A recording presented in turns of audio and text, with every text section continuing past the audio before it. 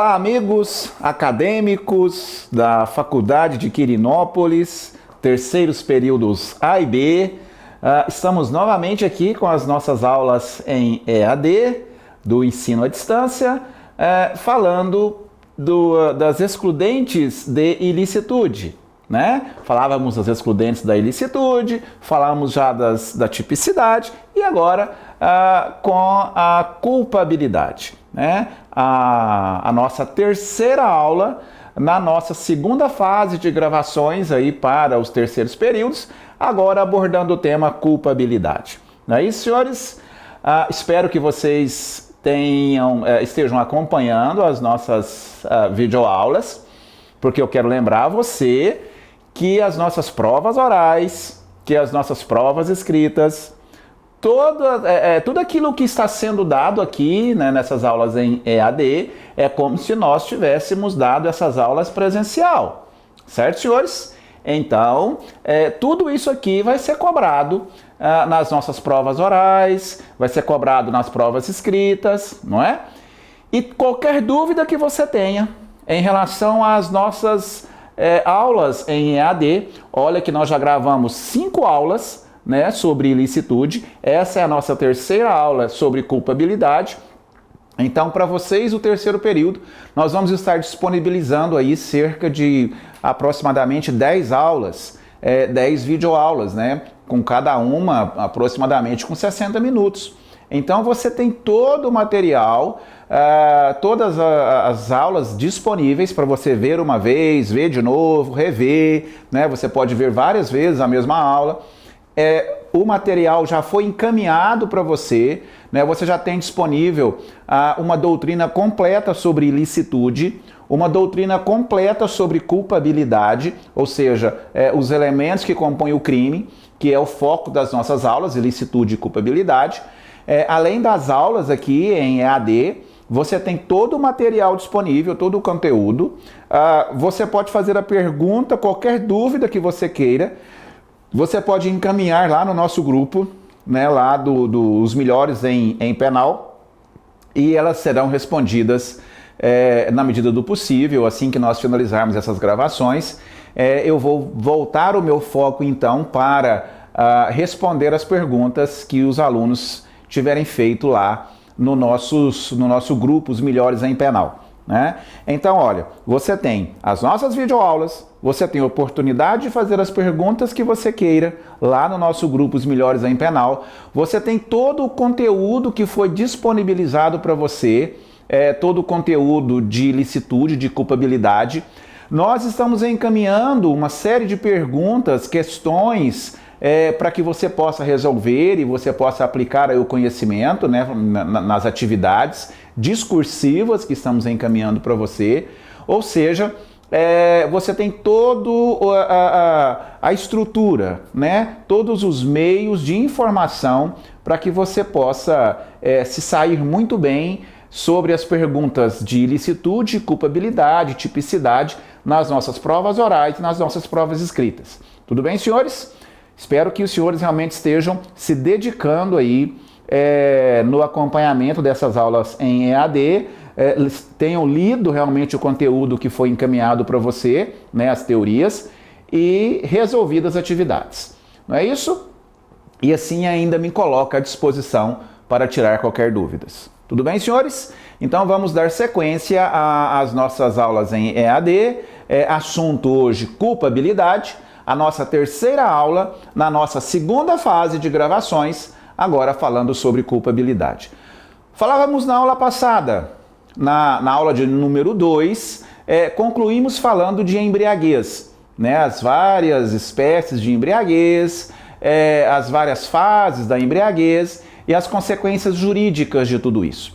Voltaremos a falar ainda em relação ao tema embriaguez, agora fazendo a leitura lá do Código Penal, do artigo 28 do Código Penal, que trata desse tema embriaguez. E na sequência, no mesmo artigo 28 do Código Penal, vamos falar também sobre emoção e paixão, né? Então o artigo 28 do Código Penal, ele trata tanto da emoção e paixão, quanto da embriaguez. Tudo bem, senhores? Convido vocês então novamente para que nós possamos ir até a nossa lousa e para que a gente possa dar continuidade a este assunto, culpabilidade. Na nossa aula número 3 da segunda fase de gravações, excludente, culpabilidade. Muito bem, senhores. Então nós finalizamos a aula de número 2 falando de embriaguez. Não é isso? As várias espécies de embriaguez, as várias fases da embriaguez. E agora nós vamos confirmar isso no Código Penal. O Código Penal, artigo 28, ele trata da emoção e da paixão e da embriaguez. O artigo 28 do Código Penal fala assim, olha, não excluem a imputabilidade penal. Inciso 1, a emoção ou a paixão. E a embriaguez no inciso 2, tudo bem? Vamos começar a falar sobre o inciso 2 do artigo 28 do Código Penal, que trata da embriaguez, porque nós finalizamos a aula passada falando de embriaguez, né? Então vamos começar essa falando de embriaguez, depois a gente fala de emoção e paixão. Tudo bem, senhores? Então, artigo 28, inciso 2 do Código Penal, diz para nós que a embriaguez, voluntária ou culposa, por álcool ou substância de efeitos análogos. Parágrafo 1º, fala assim, olha, é isento de pena o agente que, por embriaguez completa, proveniente de caso fortuito ou força maior, era, ao tempo da ação ou da omissão, inteiramente incapaz de entender o caráter ilícito do fato ou de portar-se de acordo com esse entendimento. Então, parágrafo 1º, o agente é isento de pena. Parágrafo 1º, o agente é isento de pena. Quando que o agente é isento de pena? Por embriaguez completa, proveniente de caso fortuito ou força maior, ele era ao tempo da ação ou da omissão inteiramente incapaz de entender o caráter ilícito do fato. Tudo bem? Parágrafo 2º. Parágrafo 2º do inciso 2 do artigo 28 do Código Penal fala assim, olha, a pena pode ser reduzida de 1 a 2/3 se o agente, por embriaguez, viu que aqui não falou por embriaguez completa. O parágrafo 1º fala assim, olha, por embriaguez completa. O parágrafo 2º, por embriaguez. Então, não é a embriaguez completa. Embriaguez incompleta, aquela que nós víamos lá. Inclusive, nós já colocamos isso aqui no esqueminha da aula passada, né? Então, embriaguez completa, que tira do agente inteiramente a capacidade de entender e querer, isento de pena.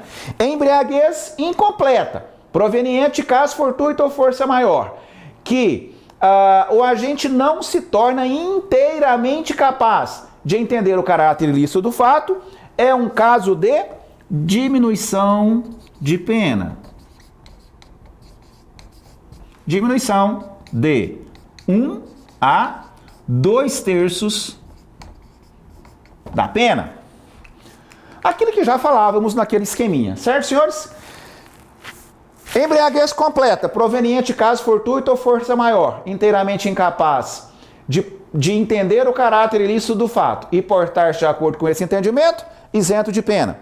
Embriaguez incompleta, que ao tempo da ação ou da omissão, o agente não era inteiramente capaz de entender o caráter ilícito do fato e nem portar-se de acordo com esse entendimento, é um caso de diminuição de pena de 1 a 2/3. Emoção e paixão no Código Penal. A emoção e paixão, artigo 28, fala que não exclui a imputabilidade penal. Senhores, vamos analisar isso aqui. A paixão, de jeito nenhum. Paixão está fora, completamente fora de qualquer possibilidade de ajudar o agente em qualquer situação que seja. Aliás, tem até que ficar atento com relação à paixão, porque muitas vezes, se você for argumentar que o cara matou a vítima porque estava apaixonado por ela, cuidado com isso, porque de repente, ao invés de você estar ajudando seu cliente, você vai estar criando uma qualificadora para o crime de homicídio. Por exemplo, o cara matou porque ele era apaixonado na mulher e ele tinha um sentimento de posse, ele estava com ciúme da mulher porque ele era apaixonado por ela. Ciúme, você vai acabar levando o seu cliente a responder por um homicídio qualificado por motivo torpe. Ciúme, né? Sentimento de posse, propriedade. Então, essa questão da paixão não é muito legal para quem está num argumento defensivo,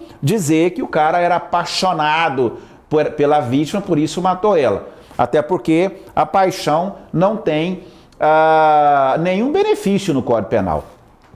A emoção, por outro lado, apesar da emoção também não ser excludente de ilicitude, ela pode ser utilizadas como caso de diminuição de pena, né? Você vê o artigo 121, parágrafo 1º do Código Penal, que trata do homicídio privilegiado. Ele fala o seguinte, olha, quando a agente pratica a conduta dominado por violenta emoção, logo após injusta provocação da vítima. Então o agente, ele matou a vítima dominado por violenta emoção, logo após injusta provocação da vítima, ou por relevante valor social e moral.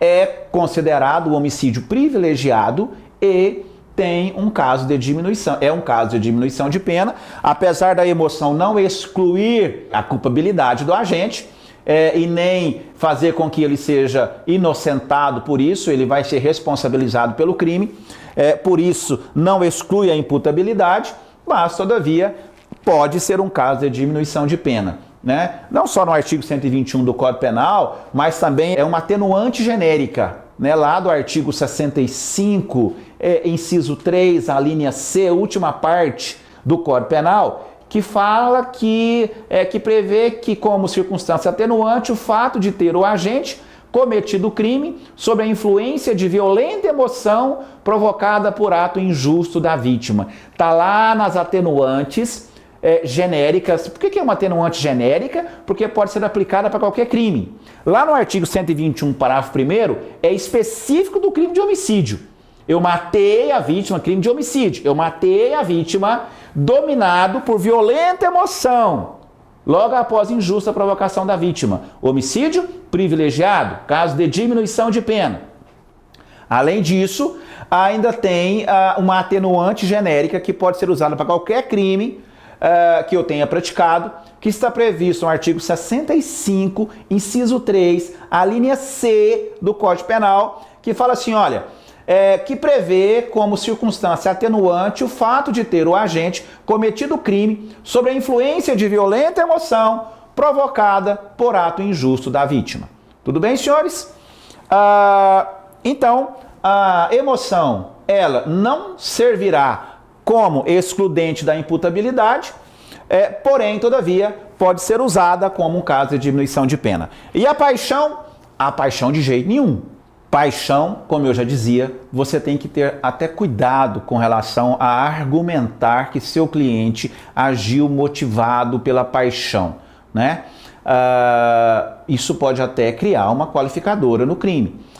E para finalizar esse assunto, senhores, eu gostaria até de trazer até vocês uma sustentação que foi feita num tribunal do júri por um renomado promotor de justiça, chama Roberto Lira.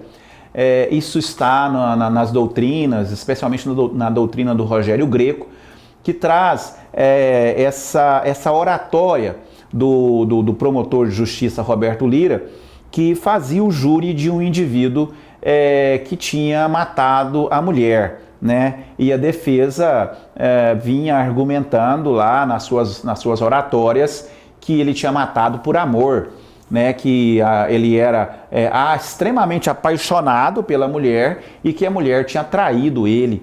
E aí ele cometeu o homicídio não por ódio, mas por amor, que ele amava a mulher loucamente. E aí, nesse discurso feito no Tribunal do Júri, nessa sustentação lá no Tribunal do Júri, o Roberto Lira falou assim aos jurados: o verdadeiro passional não mata. O amor é, por natureza e por finalidade, criador, fecundo, solidário, generoso. O amor, ele é cliente das maternidades, dos lares e não dos necrotérios, dos cemitérios, dos manicômios. O amor, o amor mesmo, jamais desceu ao banco dos réus. Para os fins da responsabilidade, a lei considera apenas o momento do crime. E no momento do crime, o que vigora, o que atua é o ódio. O amor não figura nas cifras da mortalidade, e sim das natalidade. O amor não tira, o amor põe gente no mundo. O amor está nos berços, o amor não está nos túmulos. E com isso, senhores, é importante que você tenha muito cuidado com argumentos sobre paixão, porque a paixão, além de não ajudar o cliente, ainda pode colocar ele, muitas vezes, em maus lençóis. Tudo bem, senhores? Finalizamos, então, o estudo do primeiro elemento que compõe a culpabilidade, ou seja, a imputabilidade. Vimos todas as possíveis excludentes da imputabilidade, porque, via de regra, todos nós somos imputáveis, não é isso? Todos nós, se cometermos um fato típico e ilícito, via de regra somos imputáveis e seremos responsabilizados pelos nossos atos. Vamos analisar agora o segundo elemento que compõe a culpabilidade. Para que se tenha a culpabilidade, para que se conheça a possibilidade de responsabilizar o agente, é necessário que preencha 3 elementos. Para que se possa responsabilizar o agente, é necessário o reconhecimento de 3 elementos que compõem a culpabilidade. O primeiro, a imputabilidade. Já estudamos. O segundo, potencial consciência da ilicitude. Da mesma forma que os demais, todos nós, via de regra, temos a potencial consciência da ilicitude. Já falávamos na aula passada que a potencial consciência da ilicitude é diferente da consciência da ilicitude. A potencial consciência da ilicitude é se, ao longo da minha vida pregressa, eu tive oportunidade de ter adquirido essa consciência. Pouco importa se eu tenho ou se eu não tenho a consciência. O que importa é, tive a oportunidade de adquirir essa consciência ao longo da minha vida pregressa. Se eu tive oportunidade e não tenho essa consciência, isso é indiferente, eu serei responsabilizado criminalmente. Então, a potencial consciência da ilicitude é muito mais exigente do que simplesmente a consciência da ilicitude. Tudo bem, senhores? Então, via de regra, todos nós temos a potencial consciência da ilicitude.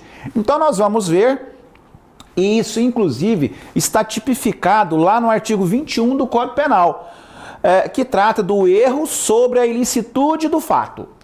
Olha bem, senhores, erro sobre a ilicitude do fato, certo? O artigo 21 fala assim, olha, o desconhecimento da lei é inexcusável. O desconhecimento da lei é inexcusável. O que isso quer dizer, senhores? Quer dizer que é presumível que todo brasileiro, do Iapó ao Chuí, conhecem a legislação. Não tem que ser advogado. A lei ela é sancionada e publicada. Após ter sido publicada, presume-se que todos conhecem a lei. Então você dizer que praticou alguma coisa porque não sabia que tinha uma lei que proibia, você não conhecia a lei, isso é irrelevante. Certo, senhores? Por quê? Porque o Código Penal, o artigo 21, fala assim, olha, o desconhecimento da lei é inexcusável, ou seja, indesculpável, injustificado. Você responderá pelos seus atos. Tudo bem, senhores? Tá. Porém, o mesmo diploma legal fala assim, olha, o erro sobre a ilicitude do fato, se inevitável, não estamos falando de erro, nós não estamos falando de erro. Quando a gente fala de erro, o que eu preciso saber? O erro é excusável ou inexcusável? Não foi assim que nós combinamos? Toda vez que eu estou diante de um erro, eu analiso a situação. Esse erro é excusável ou inexcusável? É assim que fala a lei. Olha, o erro sobre a ilicitude do fato, se inevitável. Se o erro é inevitável, ele é o quê? Excusável, perdoável. Se o erro é inevitável, isenta o agente de pena. Isenta de pena.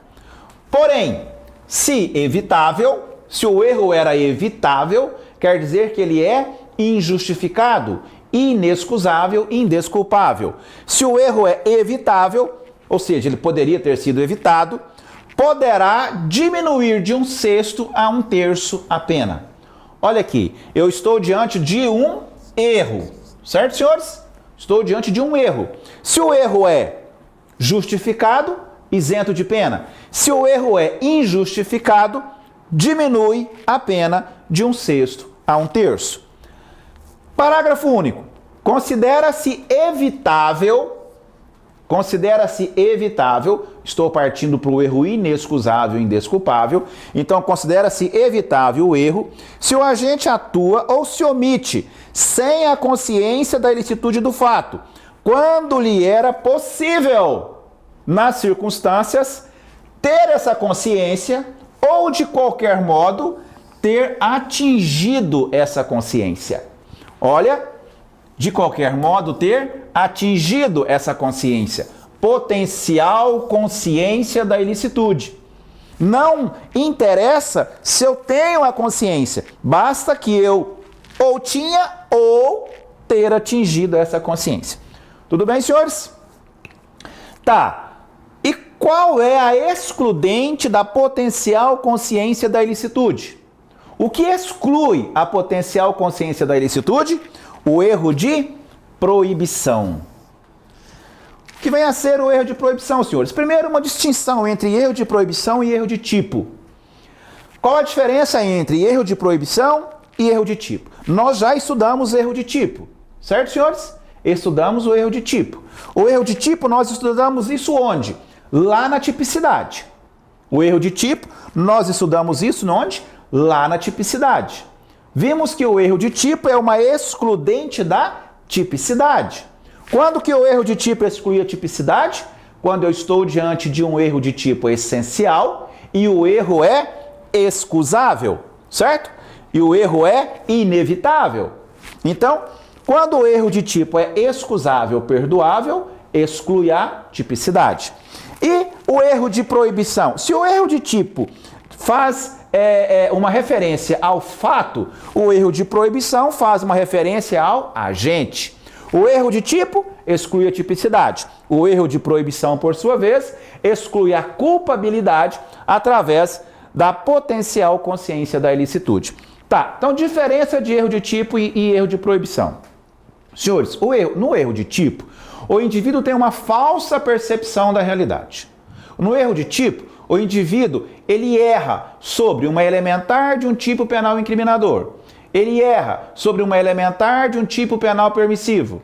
Ou o indivíduo, ele erra sobre uma circunstância de um tipo penal incriminador. Ele vê uma coisa e enxerga outra.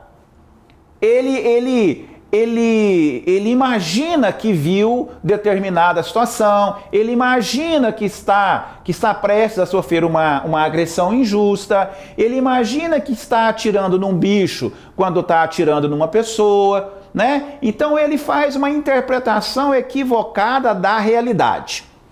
No erro de proibição, não tem nada disso. No erro de proibição, o agente ele não se equivoca com nada. No erro de proibição, o agente tem certeza daquilo que está fazendo. O problema do erro de proibição é que o agente ele se equivoca quanto à ilicitude do que ele está fazendo. É um erro sobre a ilicitude. Não é um erro sobre o fato, é um erro sobre a ilicitude. O agente, ele acredita com toda a força da sua alma que ele está acobertado por alguma excludente, que a lei permite a ele ter aquele tipo de conduta. Então, veja que aí nós estamos diante de um erro de proibição indireto. O que é um erro de proibição indireto? É quando o agente supõe estar presente uma norma permissiva ou equivoca quanto aos limites de uma norma. Ora, e aí, senhores, nós já falamos, né? Para analisar um erro de proibição, olha que eu vou dizer um negócio para você, hein? A quem compete provar isso? A defesa, não é? Todo tipo de excludente, quem é que compete provar? é quem argumenta, a defesa, via de regra.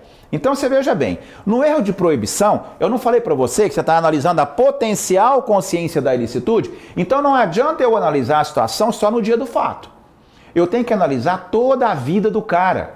Eu tenho que demonstrar que durante toda a vida do indivíduo, ele nunca teve oportunidade de ter adquirido aquela consciência.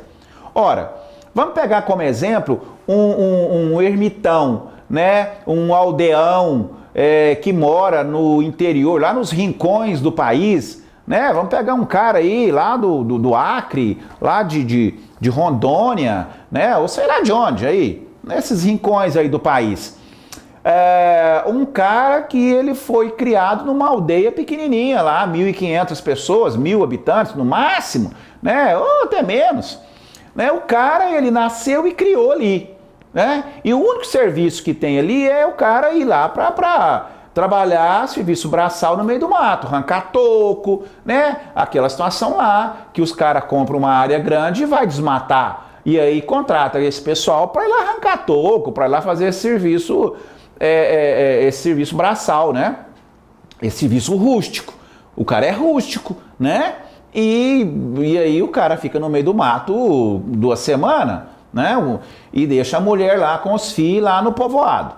Então o cara, ele nasceu e criou ali, né? Nunca que o cara estudou, o cara era analfabeto, o cara nunca na vida ele teve, nem saiu ali daquele canto onde ele nasceu e foi criado. Muito bem, veja que eu estou pegando, desde o nascimento do indivíduo até o indivíduo estar ali naquela condição já um adulto. Tá bom. Esse indivíduo, ele chega lá do serviço dele, depois de 15 dias, depois de 3 semanas no meio do mato, trabalhando, volta lá para a aldeia dele, para o povoado, e ele fica sabendo que a mulher está traindo ele, corneando ele, né? A safada. E aí, o que é que ele faz? Ele dá um corretivo, um leve corretivo, né? Não vamos quebrar a mulher no pau não, porque depois vai falar que é terrorismo, né? Que é tortura, terrorismo não, tortura. Então não vamos quebrar a mulher no pau não. Ele vai dar lá, né, uns corretivozinhos e tal, e vai dar lá uns barará nela, né? E vai colocar essa mulher na rua. Tá bom. Bom, as mulheres aqui, por favor, eu falei leve, tá? Depois vai falar com o Marcinho, falou que bateu. Não bateu, leve. Mas, porém, todavia, contudo, coloca a mulher na rua, enfim. Evidentemente que ele não tem que conhecer a Lei Maria da Penha. Por quê?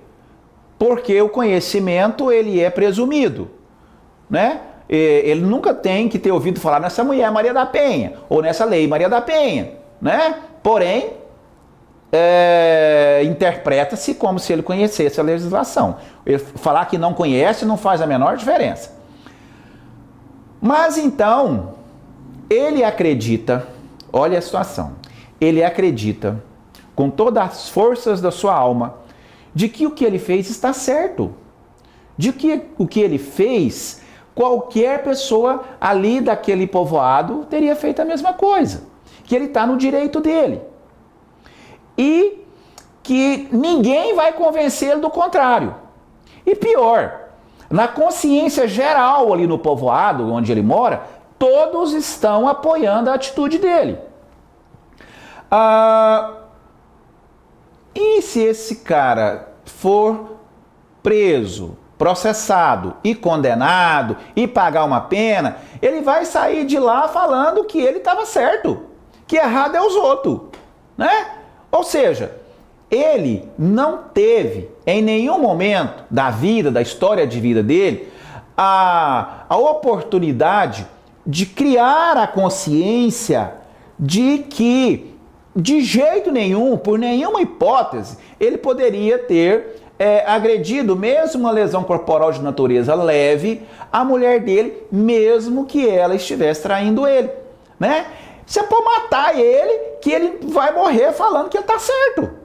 Que ele faria isso tudo de novo e que qualquer um homem lá, que fosse homem mesmo de verdade, faria a mesma coisa, né? Você vai morrer falando que estava certo. Ou seja, é um erro de proibição indireto.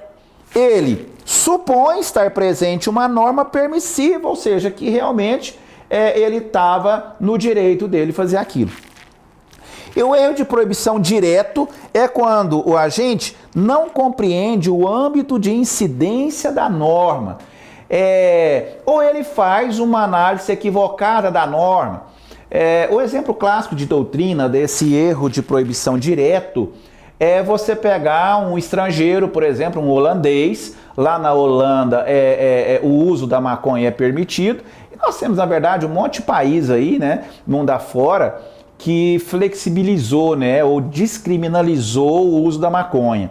Aí esse cara vem, esse holandês, e na praia lá fumando seu baseado. E aí é preso pela polícia, né, e enquadrado no crime do artigo 28 da Lei de Drogas, no crime de uso de substância entorpecente. E aí ele vai dizer que ele acreditou que aqui era permitido, né, o histórico cultural dele, do país dele, ele vai acreditar que ele estava agindo de acordo com o ordenamento da legislação penal brasileira também, né? Mesma coisa se você pegar um cara lá do Oriente Médio, né, onde as mulheres andam com aquelas burcas, né, aquela situação toda, parece que anda com uma cortina na cabeça, né? Não estou aqui menosprezando, por favor, né? Nenhuma crença religiosa, mas aquelas mulheres que andam de burca, aquela situação toda. Tá, aí o estrangeiro chega aqui no país e vai para a praia, né? E aquelas mulheres tudo pelada, andando na praia. Ele vai catar umas pedras e vai começar a dar pedrada nas mulheres, porque ela acha que aquilo está ofendendo o Deus, né, que eles acreditam, aquilo é um absurdo, né? E aí ele vai lá tacar as pedradas nas mulheres porque ela está tudo pelada. Já imaginou que situação, né? Nossa, você vai ter que arrumar muitos caminhão de pedra, não é verdade? Então, senhores, nisso consiste o erro de proibição, né? O erro de proibição, ele é uma excludente da potencial consciência da ilicitude. No erro de proibição, o agente não tem uma falsa percepção da realidade. Na verdade, ele desconhece a ilicitude do fato por ele praticado, ou ele acredita que está acobertado por algum